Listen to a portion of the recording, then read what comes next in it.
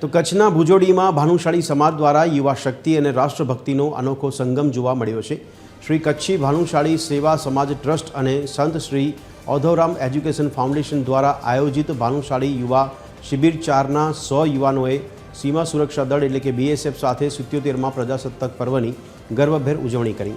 ભુજોડીમાં 24થી 26 જાન્યુઆરી દરમિયાન આયોજિત આ શિબિરમાં માંડવી, ભુજ, માધાપર ભાનુશાળી મિત્ર મંડળ અને કચ્છી ભાનુશાળી દેશ મહાજનનો વિશેષ સહયોગ રહ્યો છે।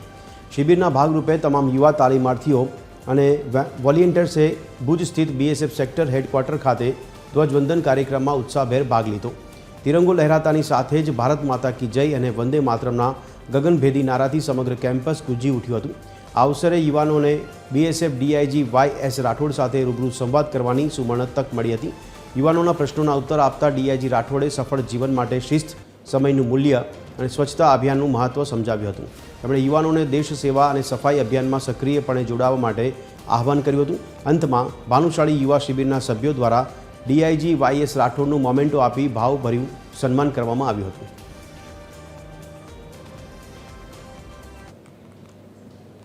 મોર્નિંગ ઉઠી અને અહીંયા BSF હેડક્વાર્ટર પર આવ્યા છે તો એક અનબિલીવેબલ એક્સપિરિયન્સ છે, જે વાઇબ્રેશન્સ અને જે અમે જેને કહેવાય ને કે જે અમે ફીલ કરી રહ્યા છે અહીંયા આવીને, તો તેને વર્ડ્સમાં કહી શકવું બહુ ડિફિકલ્ટ છે।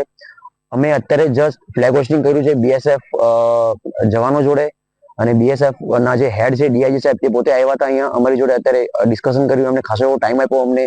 અને જેને કહેવાય ને કે જે નોર્મલ પર્સન હોય, રાઈટ, કે જે વર્દીમાં નથી, તેમના ઘણા બધા ડાઉટ્સ હોય, ઘણા બધા ક્વેશ્ચન્સ હોય કે તમે કેવી રીતે આટલું સ્ટ્રગલ થી તમે આવું કામ કરો છો, તમને ક્યાંથી મોટિવેશન મળે છે, રાઈટ। તમને એટલા મસ્ત અમને આન્સર આપ્યા, અમને ગાઈડ કર્યું। જેને કહેવાય ને કે યુવા શિબિર જે 3 દિવસનો પ્રોગ્રામ હતો ને, તો ઘણી બધી વસ્તુઓ અમે સેશન્સમાં રાખી હતી કે અમે ડિસિપ્લિન માટે કંઈક સેશન રાખ્યા હતા, અમે લોકો ઇન્ટિગ્રિટી માટે કંઈક સેશન્સ રાખ્યા હતા ફોર એક્ઝામ્પલ, એન્ડ ધેન ઘણી બધી વસ્તુ એવી હતી। પણ જેને કહેવાય ને એક અમને 1 કે 2 કલાકમાં અમને જે અહીંયા લાઈફ લોંગ જે લેસન્સ મળ્યા છે, તો એ અમારા જે યુવાનો છે, રાઈટ, 100 યુવાનો અને 20 વોલેન્ટિયરની ટીમ છે, તો 120 યુવાનો અત્યારે અહીંયા હાજર હતા। તો જેને કહેવાય કે એક અલગ જ વાઇબ્રેશન્સ અને એક અલગ ફિલિંગ થાય છે। અમે અહીંયા બોર્ડરથી બહુ નજીક છીએ, રાઈટ, અમે ભુજમાં છીએ તો અહીંયાથી બોર્ડર બહુ નજીક છે, અને ઓલવેઝ આ એવો એરિયા છે કે જ્યાં ઓલવેઝ એક એવો માહોલ હોય છે કે કંઈ પણ થઈ શકે, રાઈટ। તો અમને એવી કીધું કે BSF કેવી રીતના વર્ક કરે છે, રાઈટ, CRPF કેવી રીતના વર્ક કરે છે, આર્મીનો શું રોલ હોય છે, તો જેને કહેવાય છે ને કે એક અલગ જ એક્સપિરિયન્સ અમને મળ્યો છે। અને અમે BSF ની જે ટીમ છે અને જે એમના હેડક્વાર્ટર્સના જે હેડ છે, એમના ખૂબ આભારી છીએ કે અમને ટાઈમ આપ્યો અને ફ્લેગ હોસ્ટિંગ માટે અમને અહીંયા આમંત્રણ ને માન આપીને અમને અહીંયા બોલાવ્યા। Thank you. જે ત્રીજા દિવસનું શરૂઆત કરી છે BSF હેડક્વાર્ટરથી, જો ભુજ સ્થિત છે, એમાં અમારું આખી જો 100 જણાની ટીમ છે, અમારા વોલેન્ટિયર છે, બધા અહીંયા આવીને આજે અહીંયા જો ફ્લેગ હોસ્ટિંગની સેરેમની થઈ છે એના અંદર ભાગ લીધું છે। ને અમને DIG YS રાઠોડ જો અહીંયાના હેડ છે આ હેડક્વાર્ટર્સના, એને અમને બધા જો સ્ટુડન્ટ્સને અમારા પાર્ટિસિપન્ટ છે એને સંબોધન કર્યું, એને લાઈફના બહુ એવા મોટા લેસન્સ બતાવ્યા છે જો એ પોતે ફોલો કરે છે, અને બધાને સજેસ્ટ કર્યું છે કે એને ફોલો કરો એટલે કેવી રીતના એક ગુડ સિટીઝન બની શકે, એક સારું નાગરિક બની શકે।